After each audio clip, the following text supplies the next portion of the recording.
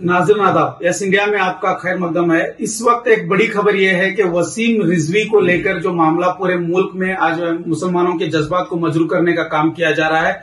वसीम रिजवी ने, जिस तरह आप जानते हैं कि वसीम रिजवी ने सुप्रीम कोर्ट जाकर अर्जदाश्त पेश की है। उस अर्जदाश्त में वसीम रिजवी ने कहा है कि कुरान की तकरीबन 26 आयतों को खारिज कर देना चाहिए, जबकि वसीम रिजवी ने ये इल्जाम भी लगाया कि ये खुद अल्लाह ताला की तरफ से नाजिल करदा आयतें नहीं हैं, बल्कि इसे जो है ऐड किया गया है।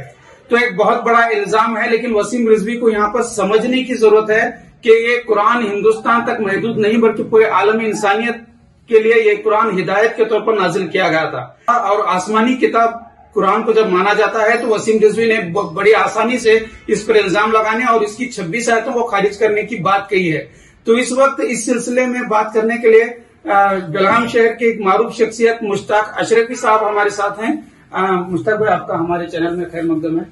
सबसे पहले मैं आपसे ये सवाल करना चाहता हूं कि वसीम रिजवी के इस स्टेटमेंट पर आप क्या सोचते हैं? है कौल मोहम्मद कौल खुदा, फरमान न बदला जाएगा, बदलेगा जमाना लाख मगर कुरान न बदला जाएगा। सुभान। ये वसीम रिजवी मौजूदा जमाने का एक नापाक कीड़ा है। इसके बोलने से न इस्लाम को न अल्लाह के कलाम को कोई फर्क पड़ेगा, ना ही कुरान के किसी हर्फ पर या किसी हर्फ की हरकत पर या नुक्ते पर उसका कोई असर पड़ेगा।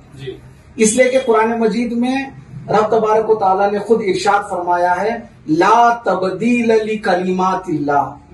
अल्लाह के कलाम में कोई तब्दीली वाक़ा हो ही नहीं सकती। और इस कुरान की हिफाजत की जिम्मेदारी भी खुद खुदा ने अपने जिम्मे करम में ली है। इस कुरान को कोई ना बदल सकता है, न इसमें तरमीम कर सकता है, न कोई इसमें अपनी मर्जी के मुताबिक कोई चीज और ऐड कर इजाफा कर सकता है। तो ये वसीम रिजवी चूंकि इस जमाने में बहुत सारे इस्लामी मामलात में दखल अंदाजी करके मुसलमानों के ईमान को नुकसान पहुंचाने की कोशिश की है, और बिलखुसूस आशिकाने इस्लाम को के दिलों को उसने जख्म पहुंचाया है। कुरान एक आईना है, और उस आईने में जो जैसा है वैसे नजर आता है। तो गोया के उसने अपनी खबासत को, अल्लाह ने उसकी खबासत को पेश करने के लिए कुरान मजीद के नूर के आईने में उसकी शक्ल दिखा करके खुद वो अपनी शक्ल आप देख करके कह रहा है कुरान में कोई तब्दीली हो ही नहीं सकती। और ये इस वक्त का सबसे बड़ा अबू जहल है। और अबू जहल वो शख्स था जो तमाम अंबिया के तमाम दुश्मनों में सबसे बड़ा दुश्मन जो हमारे नबी का है, उन दुश्मनों से भी बड़ा दुश्मन अबू जहल है, जिस पर लानत भेजी गई। और ऐसे लोगों के लिए हम यही कहेंगे, तब्बत यदा अबी लहबी व तब। और ये अल्लाह की तरफ से है। ऐसे मामलात करने वालों के लिए बस बद दुआ की जाए, इन मलगूनों पर जो है लानत भेजी जाए। वसीम रिजवी ने एक इल्जाम लगाया है कि कुरान की इन 26 आयतों को जो खारिज करने की जो बात कर रहा है वो, तो वसीम रिजवी का कहना है कि ये आयतें अल्लाह ताला की तरफ से नहीं, बल्कि उस वक्त जो खलीफा थे हजरत उमर रज़ी अल्लाह ताला अन्हु, तो उन्होंने इसे ऐड किया है। 1442 साल हिजरत के हो रहे हैं। उस जमाने से आज तक ऐसी बातें जो करने वाले थे वो नीस्त और नाबूद होकर के चले गए।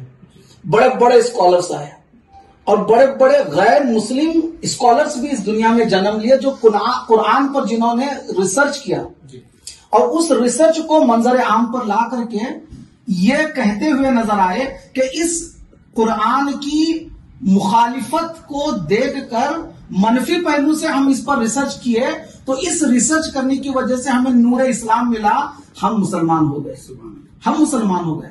तो ये जिस किसी भी बुजुर्ग का या खलीफे का किसी का भी अगर वो हवाला देता है तो ये उसकी जहालत है और कुछ नहीं। इसलिए कि हमारी कौम की सबसे बड़ी आज के जमाने में अगर कोई मनफी पहलू कौम का देखा जाए तो तारीख इस्लाम से हम नावाकिफ हैं।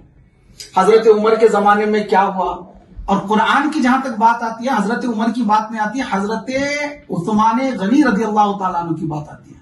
तो हजरत उमर रज़ी अल्लाह तआला अन्हु की ये शान है कि कुरान के बारे में वो क्या कहेंगे, حضرت ابو بکر صدیق کی شان بیان کرتے ہوئے کہتے ہیں کہ کاش میں ابو بکر صدیق کے سینے کا ایک بال ہوتا. تو قرآن کی تو بات بہت دور کی بات ہے. ایسی باتیں حضرت ابو بکر صدیق کے زمانے میں نہ ہوئی ہیں نہ ہوں گی. اگر ہوئی ہیں تو بھی اس کا پس منظر کچھ اور ہے.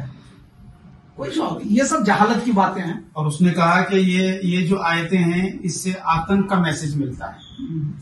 تو یہ کہاں تک صحیح ہے؟ کیونکہ قرآن کی کچھ آیتیں ایسی ہیں جو اس وقت کے لیے محدود تھی اور کچھ آیتیں اور صورتیں ایسی ہیں جو تا قیامت تک کے اس لوگ سے میسج اور استفادہ حاصل کر سکتے. بین الاقوامی طور پر اگر دیکھا جائے مذہب اسلام کی تعلیم، ہمارے آخری رسول جناب محمد رسول اللہ صلی اللہ علیہ وسلم، قرآن اور اس قرآن کے ماننے والے صرف پیس، امن، شانتی ہی کا پیغام دیا ہے. اور یہ شانتی ہی شانتی ہے.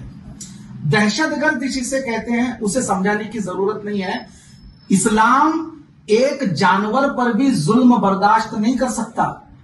جب حضور صلی اللہ علیہ وسلم فتح مکہ کے وقت خانہ کعبہ کے اندر داخل ہو رہے تھے تو جس سواری پہ آپ سوار تھے تو آپ کی گردن جھکی ہوئی تھی، آپ کی داڑھی شریف آپ کے پیٹ کو لگ رہی تھی، آپ کا چہرہ زمین کی طرف تھا.